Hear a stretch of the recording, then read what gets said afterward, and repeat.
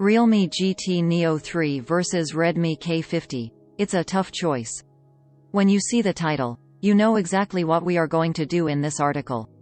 Yes, we are pitting the Redmi K50 vs Realme GT Neo3, which is your most expected comparison this week.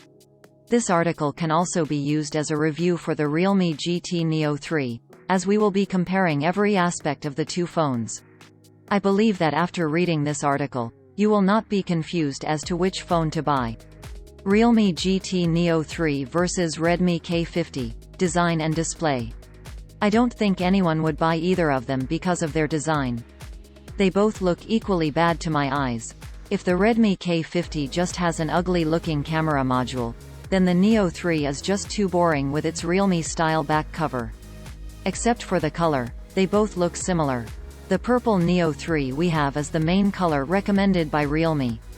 But I prefer the other two colorways because highly saturated colors get tiresome quickly. Although Neo3 does not have an IR emitter, it is 13 grams lighter than K50. The under-screen fingerprint is also located further down and is a little slower than the K50's side fingerprint. It's really hard to say which phone is better in terms of design and functionality because everyone is at a similar level at this price point. The Neo3's screen is a flexible OLED screen from a Chinese manufacturer with a FHD Plus resolution. If we only look at the specs on paper, the Neo3's screen seems poor. Actually, it's not. During our experience, it performed better than expected. The color accuracy is great, and the brightness is high. And there is 120 Hz DC dimming. The K50's DC dimming is still 60 Hz for now. The Neo3's disadvantage is its resolution. The K50's WQHD Plus screen is so good that the pixel density is twice as high as the Neo3's under the same microscope screen. If you have very good eyesight, you can see the difference in clarity between them. So if you like to read text or watch 4K movies, you better choose the K50. Realme GT Neo3 vs Redmi K50, performance, benchmark and gaming. Both phones are Dimensity 8100 processors, so from the benchmark test score performance, both CPU part and GPU part, Neo3 and K50 scores are almost the same. Neo3 performance in the 3D Mark stress test is also not much different from K50. But the tuning strategy of the two phones for games is very different. In Genshin Impact, Neo3 has a focus on keeping the frame rate as high as possible at 60 FPS, while the K50 has a focus on keeping the frame rate stable. So when playing on the Neo3, although the frame rate seems high, it is noticeable that sometimes the frame rate suddenly drops. The power consumption is almost 1 W higher than the K50, and the temperature is a bit higher on the Neo3.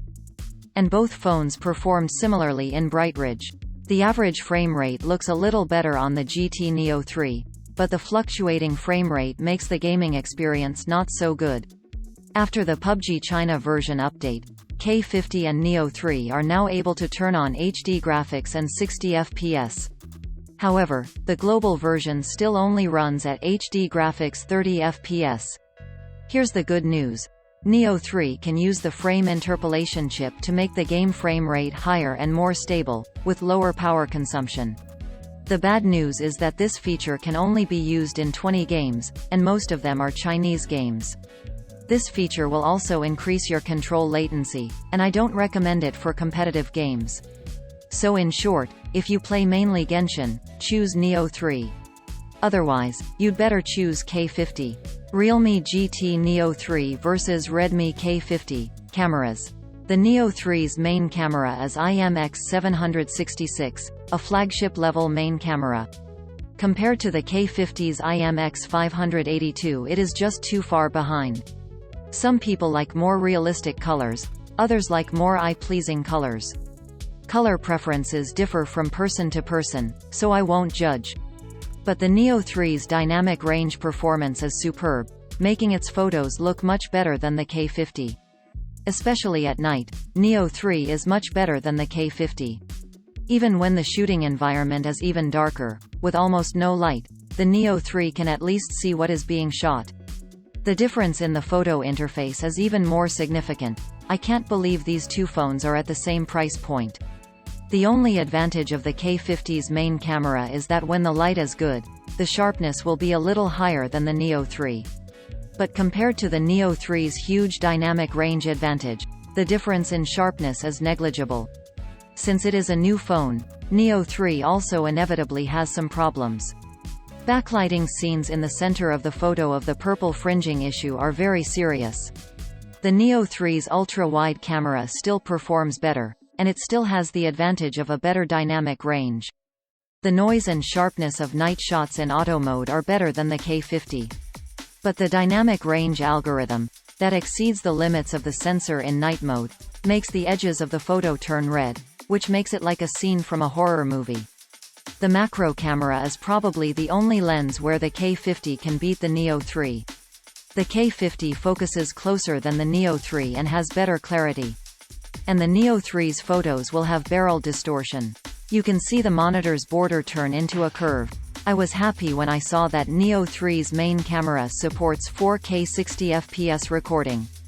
But when I pressed the record button, I calmed down. Not only is it 4K 60 FPS, but the Neo 3 doesn't even have 4K 30 FPS ICE.